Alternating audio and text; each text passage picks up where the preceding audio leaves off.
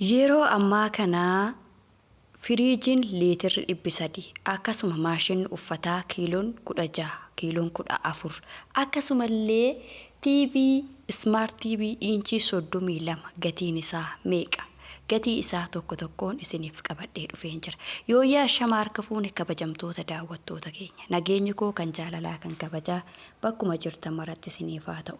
Akkam jirtu nagaa keessanii ani nagaa koodha galanni Waaqayyoof haa ta'u. Maarreegaa har'aa meeshaa elektirooniksii qabadhee isiniif dhufee gatii isaa tokko tokkoon isinitti himaa. Gatii amma irra jiruun isinitti hima jechuudha. Yeroo baay'ee meeshaalee gatii isaa maaf himuu diddaa jettanii komii baay'een keessan kaasaa jirtu. Egaa kabajamtoota daawwattoota keenya wanni gatii hin himnee fi gatiin guyyaa har'aa gabaan akkasuma guyyaa boruu tokko miti. Kanaaf malee rakkoo biraatii miti. Har'a immoo baay'een keessan dhiphattanii meeshaa elektirooniksii firiijii maashin uffata miicuuf TV gatii isaa baruu barbaannaa bitachuu barbaannaa warri jettan koottaa kunoo gatii isaa tokko tokkoon isinitti himaa. Egaa daawwattoota keenya turtii waggaa tokkooti asitti maashinni uffataa gatii mee hagam dabalee firiijiin hagam dabalee televiziiniin hagam dabale kan jedhullee viidiyoo kana keessatti isinitti himaa. Dhugaan isiniin jedhaa wantoonni sadan amma isiniif qabadhee dhufe kuni baay'ee gatiin isaanii qaalaanii jiru. Egaa haa ta'u malee akkuma qaalaanii isinitti himaa. Yeroon isinitti mullee irrifatinaa obsumaani. Na dhaggeeffadhaan isiniin jedhaa jalqaba irratti egaa firiijirraan isinii ka'a. Firiijiin leetirri 300 gatiin isaa meeqa? Leetirri 300 gatiin isaa 65,000. 65,000 isiniin jedhaa leetirri 300 firiijii leetirri 300 qarshii 65,000 isiniin jedha hordoftoota kiyyaa yeroo ammaati jechuudha kuni. Amma immoo gabaabumatti gara maashina uffataa kiiloo 14tti isin dabarsa jechuudha. Maashina uffataa kiiloo 14tti isin dabarsa.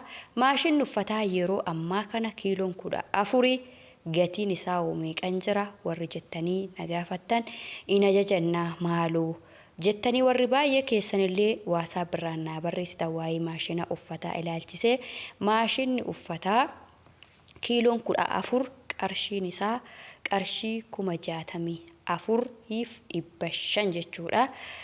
Dhaggeeffadhaa akka hin dogoggorree kiiloon 14 64,500 maashinni uffataa jechuudha. Egaa daawwattoota keenya maashina uffataas ta'ee firiijisii haala bara darbee yoo ilaalle wal qixxeedhumatti dabale jechuudha. Gatiin kanneen amma isinitti meekuni qixxeedhumatti dabalee dhugaa dubbachuudhaaf meeshaan iddoo tokko hin taa'u. Keessattuu meeshaan elektirooniksii yeroo gara yerootti dabalaa deemu malee kan qannasan hin argine jechuudha.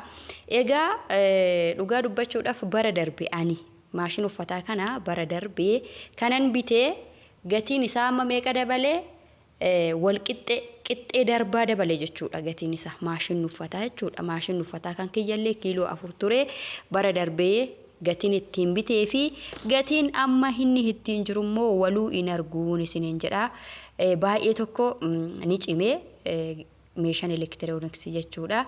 Egaa daawwattoota keenya yeroo baay'ee viidiyoo irrattis nan dubbadha akka gorsaattis illee akka bulummaattis nan gorsaa meeshaa akkana qaalii meeshaa elektirooniksii meeshaa biiffee keessa kaa'amu yeroodhaan bitadhaa jedheellee isinin gorsa jechuudha.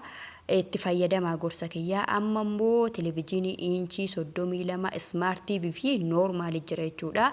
Har'agaa gatii Smart TV sanas inchii 32 isinitti himaa normaalis isinitti himaa jechuudha. Inchii 32 ta'ee Smart TV kan jedhu 35,000 jechuudha. Yeroo ammaa kana meeshaa isaa guutuu dabalatee 35,000. Normaaliin immoo 28,000 jechuudha meeshaa isaa dabalatee 28,000 isiniin jedha daawwattoota keenya. Egaa haala kanaan bitachuu hin dandeessu meeshaa elektirooniksii gatii isaa isinitti mee gatii kanaa warri barbaadan ajajachuus hin dandeessu.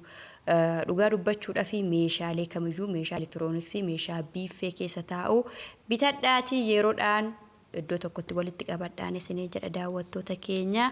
Yaadaaf qeeqa qabdan immoo koomentii jalatti barreessaa. Yeroo baay'ee gorsa koo waanan isin gorsu jechuudha isin fayyadaa dhugaa waanan dubbadhu isin fayyadaa dhaggeeffadha. Maaliif jechuudha meeshaa burcuqqoo fireejaa yeroo biyya Arabaa jirtu kana yoo bitattee yookiin obboleettii kee yookiin haadha kee yookiin abbaa ta'e bira keewwatte ji'a isaa mindaa immoo ji'a isaa ittaanu keessaa jookii tokko yoo bitatte akkasitti meeshaa mana keessaa guutu malee meeshaa mana keessaa si'a tokko guutuun baay'ee ulfaata. Egaa meeshaan amma gatii isaa isinitti jechuudha dhugaa dubbachuudha fi meeshaa firee sadan kana mee gatii isaa herreega gatiin amma isinitti yeroo herreeddan baay'ee ulfaataan isiniin jedha daawwattoota keenya. Kanaaf egaa meeshaa elektirooniksii nu dirqama TV nu barbaachisa manatti akkasuma firiijiin illee nu barbaachisa. Firiijiin immoo leetira 270 250 bitachuu hin dandeessu akka filannoo abbaatti jira jechuudha itti fayyadamaa daawwattoota kiyya.